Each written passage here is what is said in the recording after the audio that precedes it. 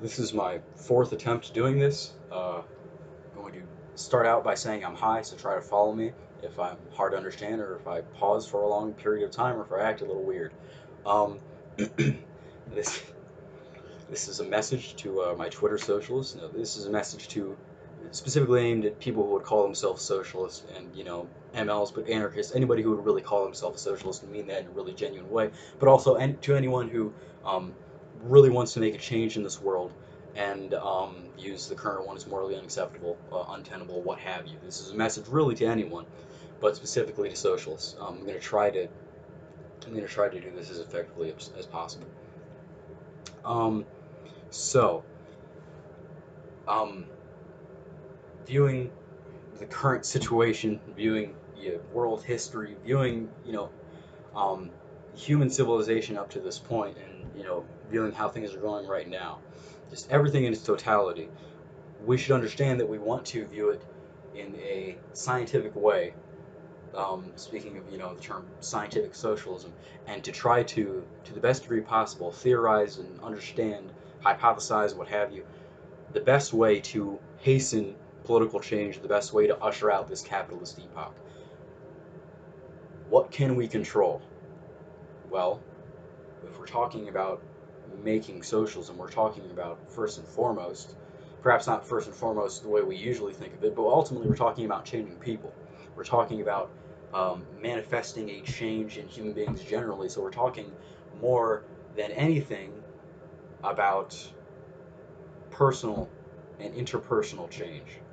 And I think that goes untalked about because there are so many geopolitical events to analyze and to to attempt to understand better and to attempt to understand how we should react to it. But ultimately, when we talk about socialism, we talk about the changing of people's minds and hearts, uh, as American propaganda as that sounds.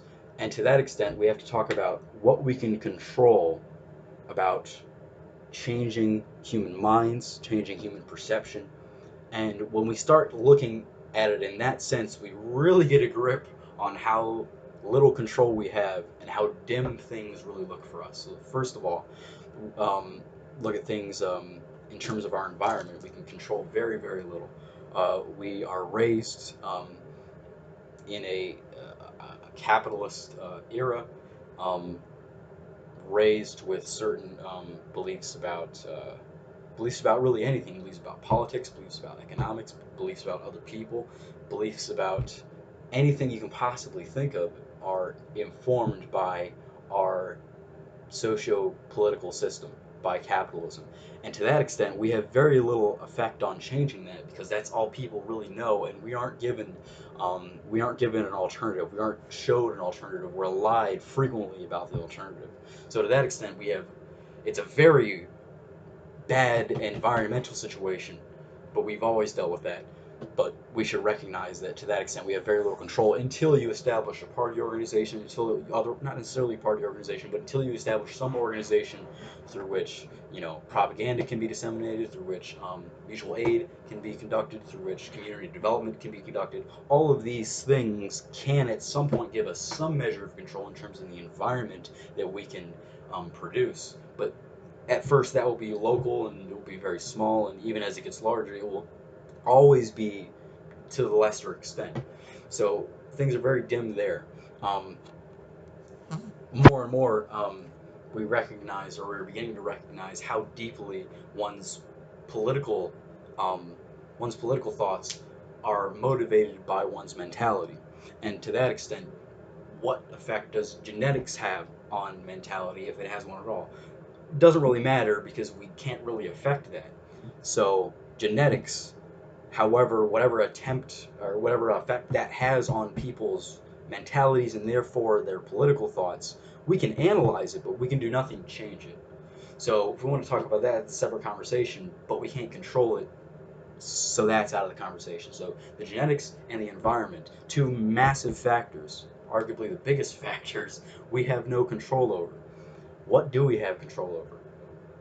Well, we have control over ourselves. Now, that is obviously, we're all products of our environment, but we have control over ourselves in the sense that anyone who is calling themselves a socialist is engaging in, um, hopefully, historical and theoretical examination of human civilizations, but also they should be looking at individual humans and how we operate, and conducting introspection, self-criticism, and examining the ways in which we treat others and think about others and how we act with other people in order to better understand ourselves. Because it's ultimately better understanding yourself is how you better understand everything. Um, that that might be the weed speaking, but no, there's a lot of truth in that. Um, so we can control ourselves, and we can also control interpersonal relationships. Humans have, this is a kind of digression, but humans have this tendency to deify ourselves and place ourselves above the animal world, what we call the animal world, really Mother Earth, the ecological system that is the world that we think we're not a part of, that we can generate this secondary world. How absurd that is, but a lot of humans think that. And in a lot of ways, we fail to recognize how similar we are with animals, how, while obviously, our civilization is far beyond, what um, most creatures, well, it's far beyond what any creature could conceptualize. Um, it isn't necessarily, it has its roots in a lot of things that were done by animals and by plants and by insects, what have you, fungi. The point, the reason for saying that is, I forgot my reason, but it's simply to say that, first of all, socialism has to be in eco-socialism. I don't know why that relates. I said this was a digression, but we should remember that. But also to understand that in a lot of ways we're very similar, but what really separates us is not this light, this computer.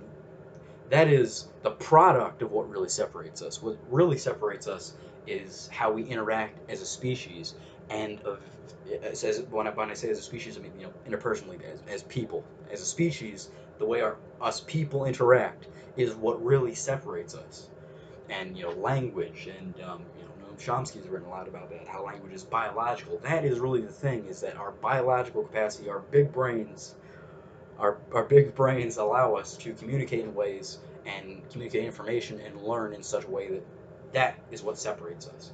And understanding that, we begin to understand that one of the biggest, understanding that in conjunction with the fact that we should also understand that mentality plays a massive role in developing one's politics, we come to the conclusion that one of the big ways we can make change is, yes, personally, but more importantly, how we treat each other interpersonally.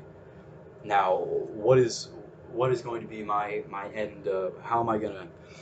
What is my point? Just become hippies and free love and just treat everybody as nice as you possibly can, and that'll be the revolution? No, but we have to understand that the the biggest change we can make is in ourselves, but obviously that's a flawed understanding. We're changed by our environment, first and foremost by other people, and that's the point.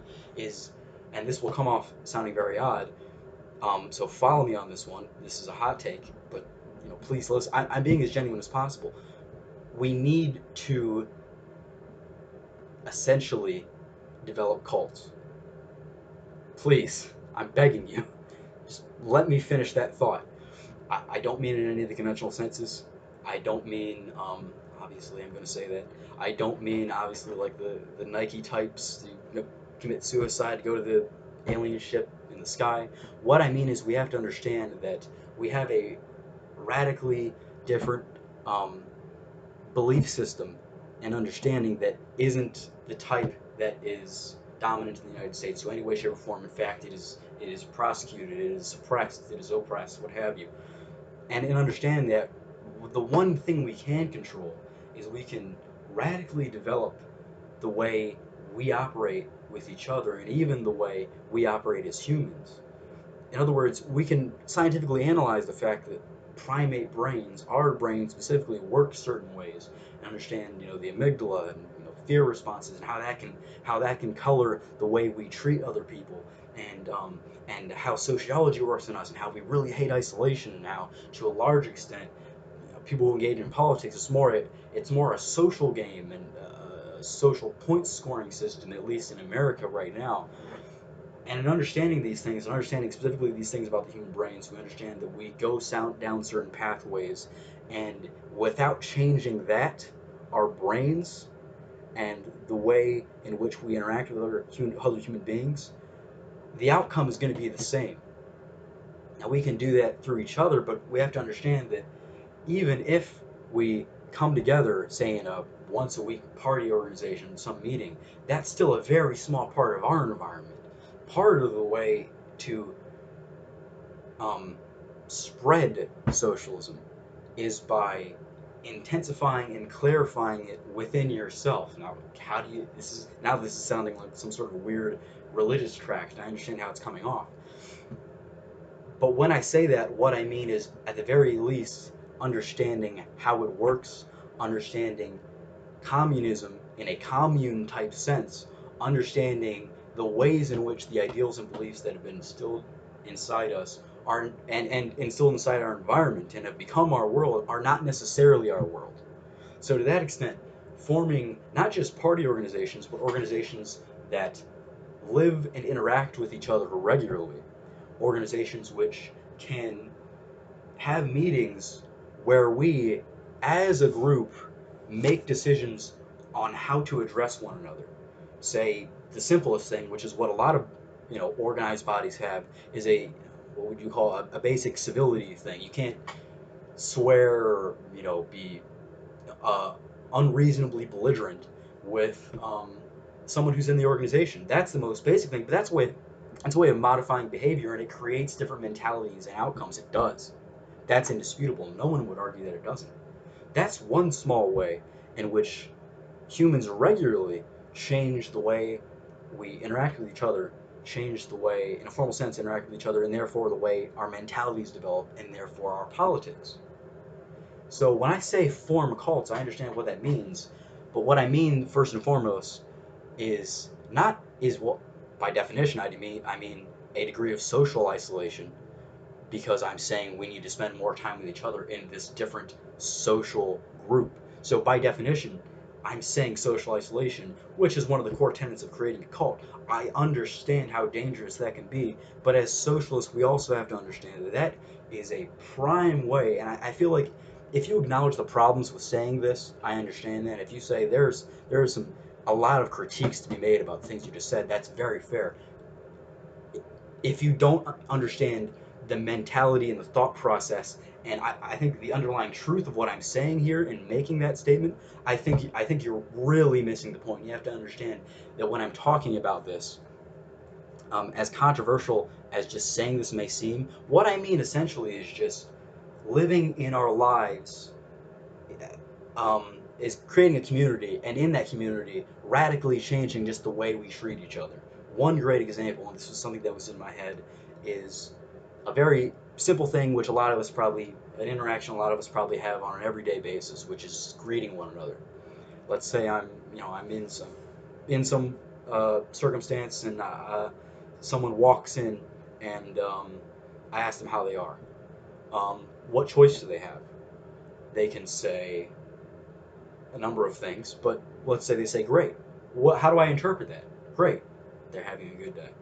Their day isn't great. They're not having a great day. They just said great. They're acknowledging and answering in the positive that good things are happening rather than in the negative that bad things are happening. So that lets me know they're having a good day. If they walk in and say great, well, that's something different. They're enthusiastic. I can understand. Oh, I might ask them further. Well, what happened? Because they really mean great. They're not just kind of acknowledging and giving a flippant answer. They would like to expound. They're enthusiastic. If they walk in and I ask them and they say fine, that that has fine. Think about the word fine. What does fine mean?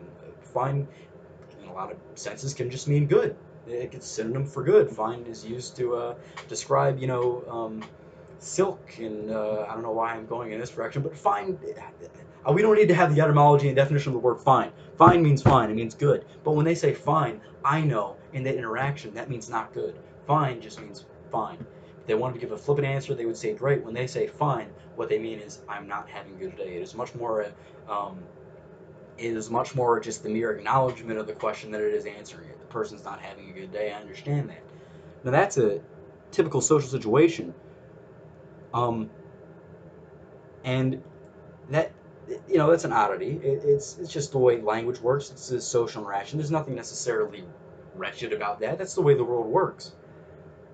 But it gets you thinking about the mental pathways we all unconsciously engage in, like walking up a flight of stairs. You don't think about it, you just do. It's a thing in your head. You don't think about that mental interaction. It just happens, and in a lot of ways, that happens in our personal lives as well, and we need to confront that as well and have discussions in these organizations that we developed, in these communities that we develop, about the way we think, about the way our minds move, and discuss that in depth so that we can then discuss ways of modulating that in depth, because that's ultimately what we're talking about. We have to be talking about modulating, is that the word I'm going to use from now on?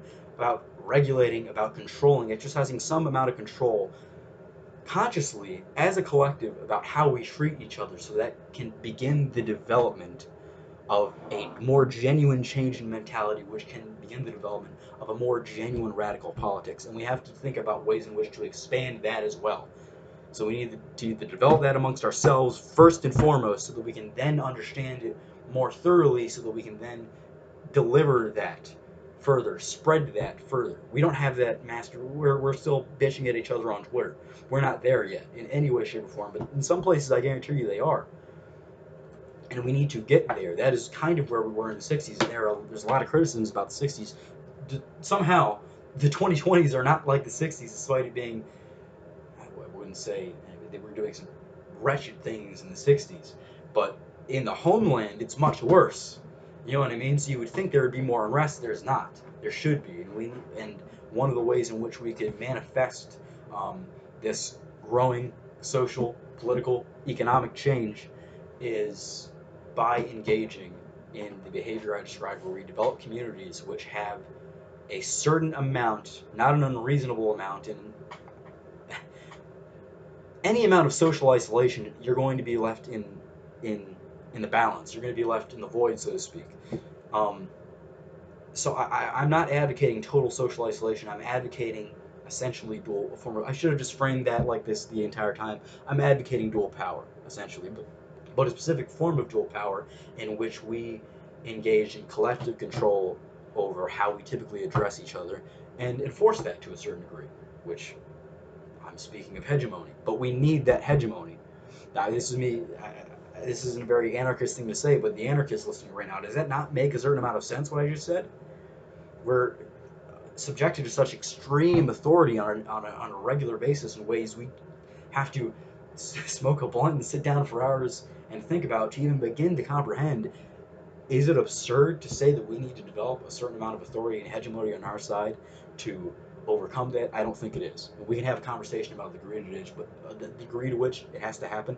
But if your answer is not at all, I mean, I can like you, we can be friends, but I don't think we can be comrades in a real sense. Because I can't envision a world in which such a viewpoint would possibly develop change. But I'm putting words in anarchists' mouths. A lot may agree with what I'm saying right now. I don't know. There's that. So that's my first point, which is that examining the situation in its entirety and how little effect in relative terms we have on this system. The one way in which we can is through interpersonal interactions, and to that extent, we should advocate social isolation, or not total social isolation, but partial social isolation, the development of communities in which we um, proclaim the right as a collective to um, regulate and exercise some amount of control over how we treat each other, how we speak to one another, and develop these social pathways so that those social pathways, that community will develop how we think, will develop our mentality, which, as we know, has a major effect on politics. So it will sharpen our politics thereby, and by engaging in that personal development, that interpersonal development, that community development, which will will ultimately precipitate in a social and political and economic clarification in what we believe and how we believe it. I think that is a great way to establish a home base, so to speak, and then to spread this countervailing social, political, economic, and spiritual movement to the the world. And I have to. This is already 20 minutes. I need to finish. The last thing is this: having developed everything I've said, having spoken about it, the basic thought process is basically there. So if you've agreed or at least thought it was interesting up till now and have been willing to buy in to a certain degree, if you were turned off by the idea immediately and to no degree do you even think it has anything to offer, then there's no reason to listen to what is about to come next. If you've agreed or been had your interest piqued in any degree up to this point, here's another one for you. And I think this is obvious if you agree with the things that I've said, but it might be the hottest take. If we're talking about developing mentalities, and we're talking about developing interpersonal relationships, there's no way we can't run up against ourselves fundamentally, and that's this. That's this brain. And there's environment. Yes, we've already discussed that, but the brain and just us as primates um, is so limiting in terms of how we view the world, and we have to understand that even developing our social relation, our interpersonal relations, and collectively trying to control that collective organization, since we're all personally affected, or since we're all essentially our brains, and even us discovering and trying to change that will inevitably be affected by how they already work. So that collective regulation, that collective attempt to try to stop or try to try to change the way we think and try to develop our mentality is going to be informed by our brains anyway. So that's going to be a major problem. That's going to be a major thing to tackle, without a shadow of doubt. In fact, there are probably a lot of people that thought that as I was saying that, and are looking at this video now and thinking, well, how is he going to respond? And that's a great point. How do you effectively combat that? How do you even effectively sit down to begin to think about how to combat that? That alone is very hard. So that brings up a very interesting question about whether it's even possible and to what extent it's doable. Um, but with that comes the obvious response, which is that we already have ways of changing the ways in which our brain.